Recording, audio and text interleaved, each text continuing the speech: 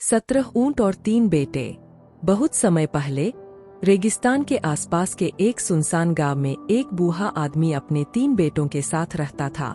उसके पास 17 ऊंट थे और वे उसकी आय का मुख्य स्रोत थे। वह रेगिस्तान में शिपिंग के साधन के रूप में ऊँटों को किराए पर देता था। एक दिन उसकी मृत्यु हो गई। उसने अपनी संपत्ति अपने 3 बेटों के लिए छोड़कर एक वसीयत छोड़ी थी। अंतिम संस्कार और अन्य दायित्व समाप्त होने के बाद तीनों बेटों ने वसीयत पढ़ी, जबकि उनके पिता ने अपनी सारी संपत्ति 3 बराबर भागों में विभाजित कर दी थी। उन्होंने 17 ऊँटों को एक अलग तरीके से विभाजित किया था।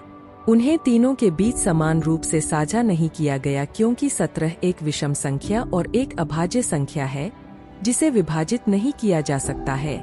बूढ़े व्यक्ति ने कहा था कि सबसे बड़े बेटे को 17 ऊँटों में से आधे मिलेंगे, बीच वाले को 17 ऊँटों में से 1/3 मिलेगा और सबसे छोटे बेटे को ऊँटों का उसका हिस्सा 1/9 हिस्सा मिलेगा। वसीयत पढ़कर सभी दंग रह गए और एक दूसरे से सवाल करने लगे कि वसीयत में बताए गए 17 ऊँटों को कैसे बांटा जाए। 17 ऊँटों को बांटना और उनमें से आधे ऊँटों को सबसे बड़े को देना संभव नहीं है। ऊँटों को दूसरे 2 बेटों में बांटना भी संभव नहीं है। उन्होंने वसीयत में बताए गए ऊँटों को बांटने के तरीके के बारे में सोचने में कई दिन बिताए, लेकिन किसी को भी इसका जवाब नहीं मिल पाया। आखिरकार वे इस मुद्दे को अपने गांव के बुद्धिमान व्यक्ति के पास ले गए।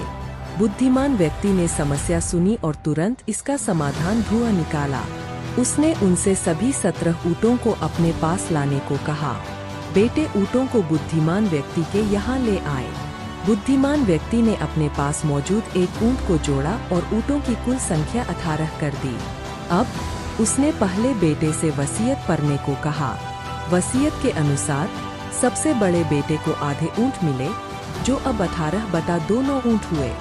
सबसे बड़े बेटे को उसके हिस्से के रूप में 9 ऊँट मिले। शेष ऊँट 9 थे। बुद्धिमान व्यक्ति ने दूसरे बेटे से वसीयत पढ़ने को कहा। उसे कुल ऊँटों का 1/3 हिस्सा दिया गया। यह 18/3 6 ऊँट हुआ। दूसरे बेटे को उसके हिस्से में 6 ऊँट मिले। बड़े बेटों द्वारा साझा किए गए ऊँटों की कुल संख्या 9 + 6 15 ऊँट। तीसरे बेटे ने ऊँटों का अपना हिस्सा पढ़ा।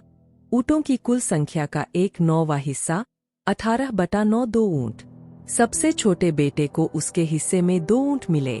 कुल मिलाकर भाइयों ने 9 + 6 + 2 ऊँट बांटे, जो 17 ऊँट हुए।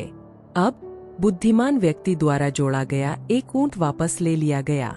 बुद्धिमान व्यक्ति ने अपनी बुद्धि से इस समस्या को चतुराई से हल किया। बुद्धिमानी किसी मुद्दे को हल करने के लिए एक सामान्य आधार खोजने के अलावा और कुछ नहीं है। संक्षेप में, हर समस्या का समाधान होता है।